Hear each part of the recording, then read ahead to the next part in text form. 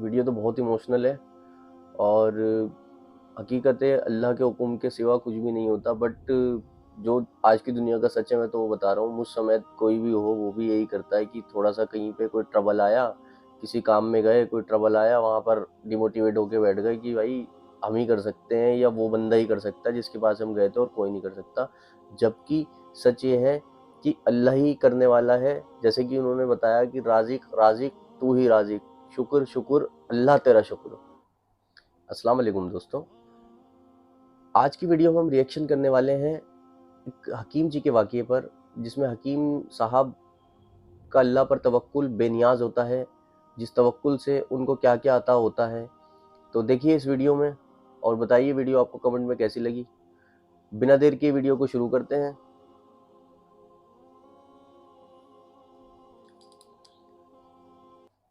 बिस्मिल्लाहिर्रहमानिर्रहीम। पंजाब के किसी शहर में एक हकीम साहब हुआ करते थे, जिनका मतब एक पुरानी सी इमारत में होता था। हकीम साहब रोजाना सुबह मतब जाने से कबल बीवी को कहते कि जो कुछ आज के दिन के लिए तुमको दरकार है एक चिट पर लिख कर दे दो। बीवी लिख कर दे देती। आप दुकान पर आकर सबसे पहले वो चिट खोलते, बीवी ने जो चीज़ें लिखी होती उनके सामने उन चीज़ों की कीमत दर्ज करते, फिर उनका टोटल करते, फिर अल्लाह से दुआ करते कि या अल्लाह, मैं सिर्फ तेरे ही हुक्म की तामील में तेरी इबादत छोड़कर यहाँ दुनियादारी के चक्करों में आ बैठा हूँ। जो ही तू मेरी आज की मतलूबा रकम का बंदोबस्त कर देगा मैं उसी वक्त यहाँ से उठ जाऊँगा। और फिर यही होता। कभी सुबह के 9:30, कभी 10 वाह बजे यार, हकीम साहब अल्लाह मरीजों से फारिग होकर वापस अपने गांव चले जाते।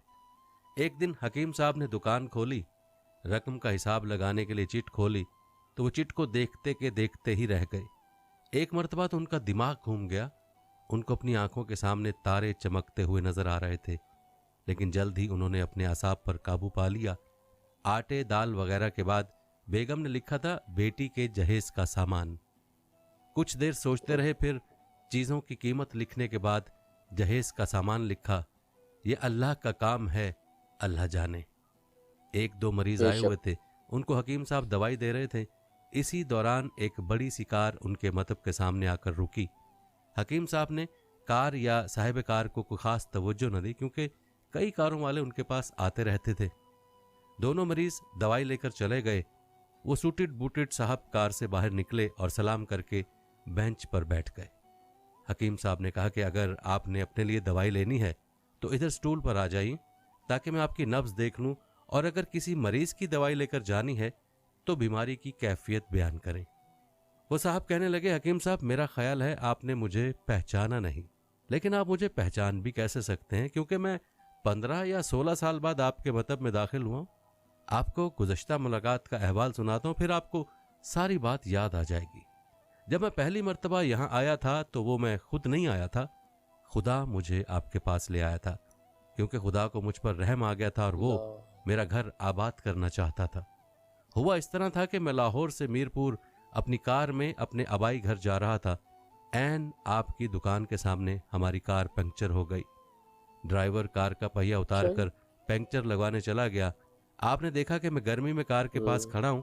आप मेरे पास आए और आपने मतब की तरफ इशारा किया और कहा कि उधर आकर कुर्सी पर बैठ जाएं। अंधा क्या चाहे दो आंखें। मैंने आपका शुक्रिया अदा किया और कुर्सी पर आकर बैठ गया।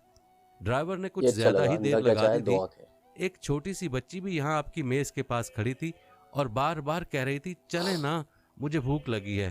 आप उसे कह रहे थे, बेटी थोड़ा सब्र करो, अभी चलते हैं।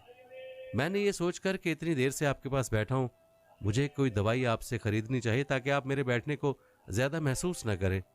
मैंने कहा, हकीम साहब मैं 4 साल से इंग्लैंड में होता हूँ। इंग्लैंड जाने से कबल मेरी शादी हो गई थी, लेकिन अभी तक औलाद की नेमत से महरूम हूँ।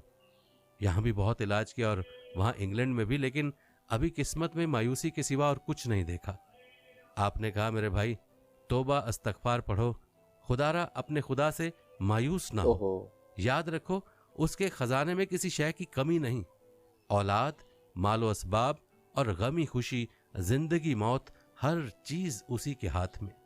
किसी हकीम या डॉक्टर के हाथ में शिफा नहीं होती और ना ही किसी दवा में शफा होती है। शिफा बेशक। अगर होनी है तो अल्लाह के हुक्म से होनी है। औलाद देनी है तो उसी ने देनी है। मुझे याद है आप बातें करते जा रहे थे और साथ साथ पुड़ियाँ बना रहे थे।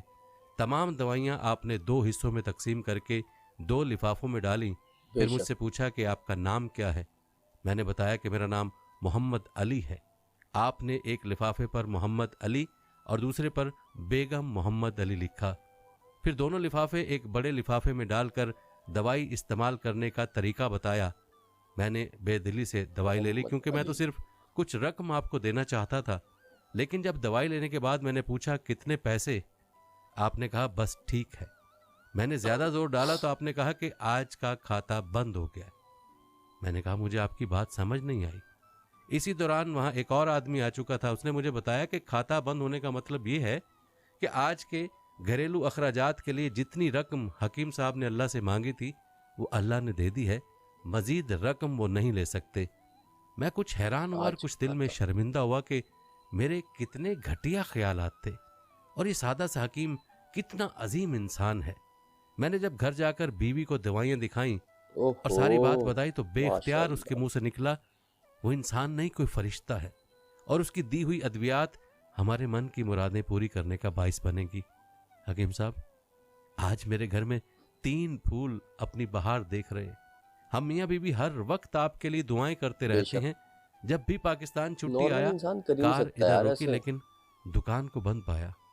मैं कल दोपहर भी आया था, आपका मतलब बंद था। एक आदमी पास ही खड़ा हुआ था। उसने कहा कि अगर आपको हकीम साहब से मिलना है तो आप सुबह 9 बजे लाजमन पहुंच जाए, वरना उनके मिलने की कोई गारंटी नहीं। इसलिए आज मैं सवेरे सवेरे आपके पास आ गया हूँ।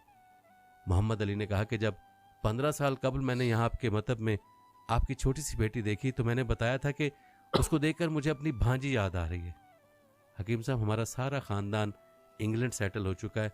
सिर्फ हमारी एक बेवा बहन अपनी बेटी के साथ पाकिस्तान में रहती हैं। हमारी भांजी की शादी इस माह की 21 तारीख को होना थी। उस भांजी की शादी का सारा खर्च मैंने अपने जिम्मे लिया था। 10 दिन कबल उस कार में मैंने लाहौर अपने रिश्तेदारों के पास भेजा कि शादी के लिए अपनी मर्जी की जो चीज़ चाहे खरीद ले। उसे लाहौर जाते ही बुखार हो गया, लेकिन उसने किसी को न बताया। बुखार की गोलियां डिस्प्रिन वगैरह खाती और बाजारों में फिरते रही। बाजार में फिरते फिरते अचानक बेहोश होकर गिरी। वहां से उसे अस्पताल ले गए। वहां जाकर मालूम हुआ कि उसको 104 डिग्री बुखार है और ये गर्दन तोड़ बुखार है। बेहोशी के आलम ही में इस जहाने फानी से कूच कर गई। उसके फौत होते ही न जाने क्यों मुझे और मेरी बीवी को आपकी बेटी का ख्याल आया। हम ओहो। मियाँ बीवी ने और हमारी तमाम फैमिली ने फैसला किया कि हम अपनी भांजी का तमाम जहेज का सामान आपके यहाँ ओहो। पहुँचा देंगे। शादी जल्द हो तो उसका बंदोबस्त खुद करेंगे और अगर अभी कुछ देर है तो तमाम अखराजात के लिए रकम आपको नकद पहुँचा देंगे। आपने ना नहीं कर ली।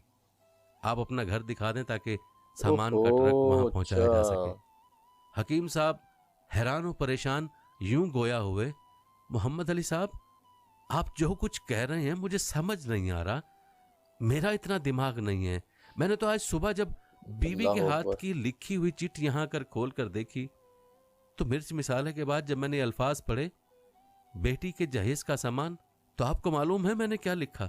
आप खुद ये चिट जरा देख लें। मोहम्मद अली साहब ये देखकर हैरान रह गए कि बेटी के जहेज के सामने लिखा हुआ था, ये काम अल्लाह का है, अल्लाह जाने।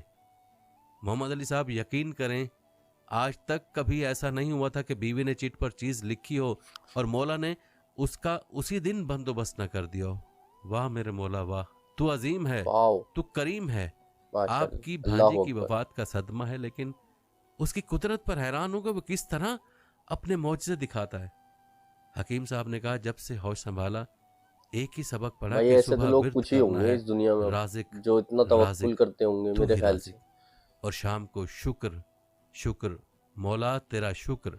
प्यारे दोस्तों, अगर आपको ये कहानी अच्छी लगी है तो इसको आपने अपने प्यारों के साथ और अपने दोस्तों के साथ भी ज़रूर शेयर करना है, ताकि हम सब भी अल्लाह ताला पर तवक्कल करने वाले और अल्लाह ताला का शुक्र अदा करने वाले बन जाएं। प्यारे दोस्तों, हमें हर हाल में अल्लाह रब्बुल इज़्ज़त का शुक्र अदा करना चाहिए। जो नेमतें अल्लाह ताला ने हमें अता की हैं हम उनका शुमार तक नहीं कर सकते। इंसान बनाना और मुसलमान घराने में पैदा करना हजूर सल्लल्लाहु अलैहि वसल्लम। तो भाई वीडियो तो बहुत इमोशनल है और हकीकत है अल्लाह के हुक्म के सिवा कुछ भी नहीं होता, बट जो आज की दुनिया का सच है मैं तो वो बता रहा हूँ। मुझ समय कोई भी हो वो भी यही करता है कि थोड़ा सा कहीं पे कोई ट्रबल आया, किसी काम में गए, कोई ट्रबल आया, वहाँ पर डिमोटिवेट होके बैठ गए कि भाई हम ही कर सकते हैं या वो बंदा ही कर सकता है जिसके पास हम गए थे और कोई नहीं कर सकता। जबकि सच ये है कि अल्लाह ही करने वाला है। जैसे कि उन्होंने बताया कि राज़िक राज़िक तू ही राज़िक, शुक्र शुक्र अल्लाह तेरा शुक्र। तो 90% लोगों में से तो ये चीज़ इस दुनिया में ख़त्म हो चुकी है, ये तो बिल्कुल सच है। बट कुछ लोग हैं आज भी जिनकी वजह से दुनिया चल रही है। और एक चीज़ मुझे तो ये समझ में आई इस वीडियो से कि अल्लाह ने कैसे किसका कहाँ से असबाब बना दिए। वो आदमी था, वो आया था उनके पास दवाई लेने, उसके बाद फिर अपनी भांजी को याद कर रहा था उनकी एक बच्ची को देख के। जबकि वो फिर 10-14 साल 15 साल बाद आता है, वो भी इंग्लैंड से। आने के बाद उसकी जो भांजी होती है वो इंतकाल कर जाती है, तो वो कहता है कि मैं अपनी भांजी का जितना भी दहेज था, जो पैसा था, वो मैं आपकी बेटी को देना चाहता हूँ। और वो मुझे याद आई। भाई याद कैसे आई? अल्लाह ने ही तो डाला ना उसके दिमाग में। तो भाई अल्लाह की जो होती है ना, जितनी भी जो असबाब होते हैं, अल्लाह कहाँ से बना दे कोई इंसान नहीं जान सकता। बस मैं तो यही समझा हूँ इस वीडियो से। बाकी आपके व्यू बताइए कमेंट सेक्शन में कि कैसा लगे आपको, ये क्या समझ आया आपको। तो मिलते हैं फिर अगली वीडियो में, तब तक के लिए अस्सलाम वालेकुम, अपना ख्याल रखें।